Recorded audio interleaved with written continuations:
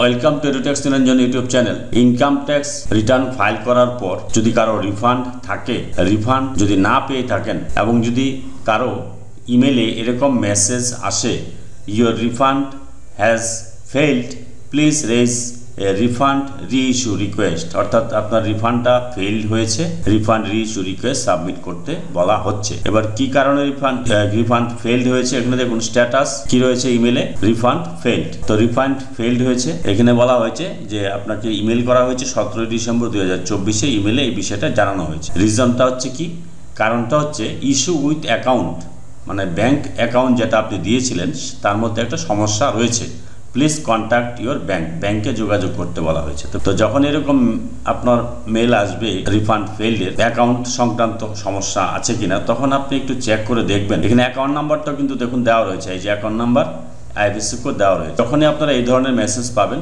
তখন আপনি দেখবেন যে আপনার যে ব্যাংক অ্যাকাউন্টটা দিয়েছিলেন সেটা ভ্যালিডেট করা আছে কিনা। তো এখানে বলা হয়েছে raise refund reissue request on, এই যে ইনকাম ট্যাক্স পোর্টালের লিঙ্ক দেওয়া রয়েছে, ইনকাম ট্যাক্স পোর্টালে লগ ইন করে রিফান্ড রিইস্যু রিকোয়েস্ট করতে হবে। তো কিভাবে করবেন তার আগে একটা কথা বলে নিই। এখানে বলছে যে যখন রিফান্ড রিইস্যু রিকোয়েস্ট সাবমিট করার পূর্বে আপনাকে এই কাজগুলো করতে হবে। কি করতে হবে, এখানে বলা হয়েছে রিফান্ড একমাত্র ইস্যু করা হবে প্রি ভ্যালিডেট ব্যাংক অ্যাকাউন্টে, ইসিএস এর মাধ্যমে, ইলেকট্রনিক সিস্টেমে প্রি ভ্যালিডেটেড ব্যাংক অ্যাকাউন্টে ইস্যু করা হবে। এবার যদি আপনার ব্যাংক অ্যাকাউন্ট প্রি ভ্যালিডেট না থাকে তাহলে কিন্তু রিফান্ড আসবে না। এখানে 3টি পয়েন্ট রয়েছে। The bank account details provided are valid, আপনাকে কনফার্ম হতে হবে যে ব্যাংক অ্যাকাউন্ট যেটা দেওয়া হয়েছে সেটা ভ্যালিড আছে।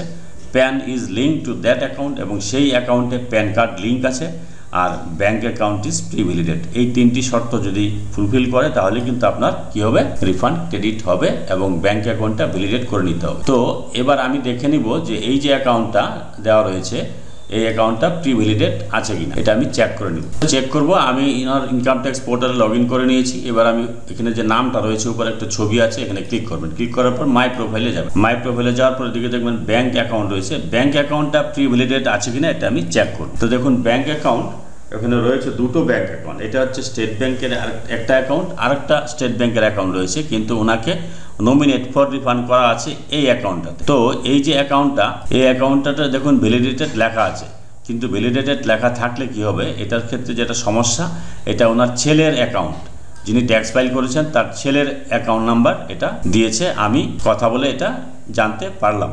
তাহলে এটাকে আমি এই অ্যাকাউন্টটাতে আমি রিফান্ড পাবো না, সেই জন্যই রিফান্ডটা ফেল হয়েছে। তাই তো আমি এই অ্যাকাউন্টটাকে নমিনেট ফর রিফান্ড করব। এই অ্যাকাউন্টটা ওনার নিজের নামে রয়েছে, ছেলের নামের যেটা অ্যাকাউন্ট সেটাতে কিন্তু আসবে না। কন্টিনিউ করে দিলাম। এবার এটা দুটোই দেখুন নমিনেট ফর রিফান্ড রয়েছে, এটাকে আমি অফ করে দেবো। এটা নমিনেট ফর রিফান্ড আছে, এটা আমি অফ করে দিচ্ছি। কন্টিনিউ করে দিলাম। এটা দেখুন নমিনেট ফর রিফান্ডটা অফ হয়ে গেছে, তার মানে এটা ছেলের অ্যাকাউন্ট নাম্বার ছিল, সেই জন্য রিফান্ডটা ফেল হয়েছে, ব্যাংক ভেরিফিকেশনে ফেল হয়েছে। তো এই অ্যাকাউন্টটা ঠিক আছে, ওনার নিজের নামে রয়েছে। এবার কি করব আমি, এবার যে অ্যাকাউন্টটাকে আমি নমিনেট ফর রিফান্ড করলাম সেটাকে আমি একটু রিভ্যালিডেট করে নিচ্ছি। এই অপশানটাতে যাচ্ছি, গিয়ে এখানে দেখুন অ্যানাবেল ইবিসি আর রিভ্যালিডেট অপশান রয়েছে, আমি একটু রিভ্যালিডেট করে নিচ্ছি। রিভ্যালিডেট অপশানে গেলাম, যাওয়ার পর এখানে দেখুন অ্যাকাউন্ট নাম্বার চলে এসেছে, এখানে আমি সিলেক্ট করলাম। সেভিংস অ্যাকাউন্ট যা আছে, সেভিংস না কারেন্ট ঠিক করবেন, এখানে নমিনেট ফর রিফান্ড করলাম। এবার আমি এখানে ভ্যালিডেট অপশানে ক্লিক করব। ভ্যালিডেট যদিও করা আছে তবুও আমি আবার চেক করে নিচ্ছি ভ্যালিডেট এটা আছে কিনা, চেক করে নিলাম। ভ্যালিডেট অপশানে ক্লিক করলাম। এবার একটা ওটিপি চলে এসেছে মোবাইলে, এই ওটিপিটা এখানে পুট করব। তো ওটিপিটা বসিয়ে দিলাম, ভ্যালিডেট অপশানে ক্লিক করলাম। দেখুন ভ্যালিডেশন ইন প্রগ্রেস দেখাচ্ছে। তো ভ্যালিডেশন ইন প্রগ্রেস যেহেতু দেখাচ্ছে, তো এটা আমি একটু ওয়েট করতে হবে, একটু টাইম লাগবে। আবার আমি প্রোফাইলে গেলাম, মাই প্রোফাইলে গেলাম, গিয়ে এখানে মাই ব্যাংক অ্যাকাউন্টে এলাম। এখানে দেখুন এই যে ভ্যালিডেটেড এলিজিবল ফর রিফান্ড হয়ে গিয়েছে।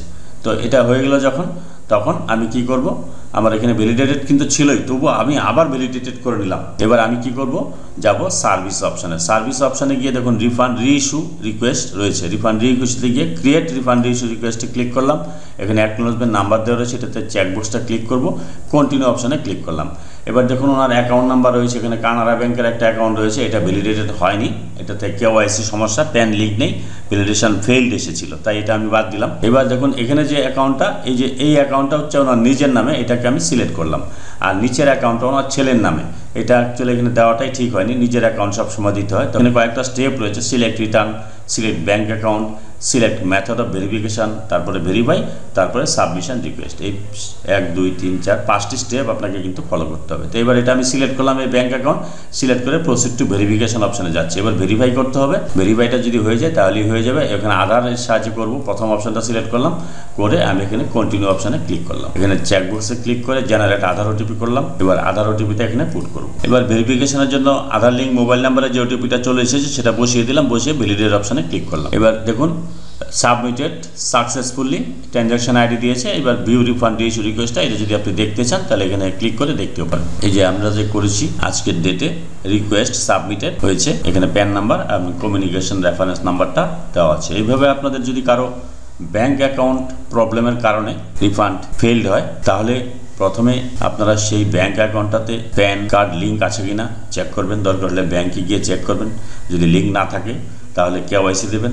অথবা যদি অন্য কোনো অ্যাকাউন্ট থাকে, অন্য কোনো ব্যাংকের অ্যাকাউন্ট থাকে, তাহলে সেই ব্যাংকের অ্যাকাউন্ট আপনি অ্যাড করবেন। অ্যাড করে সেটাকে প্রি ভ্যালিডেট করবেন। প্রি ভ্যালিডেট করার পর আপনার রিফান্ড রিইস্যু রিকোয়েস্ট সাবমিট করবেন। তাহলে আপনার টাকা 1 সপ্তাহের মধ্যে ক্রেডিট হয়ে যাবে। যদি ভিডিওটি ভালো লাগে please like, share and subscribe this channel to get notification off the next update. Thanks for watching.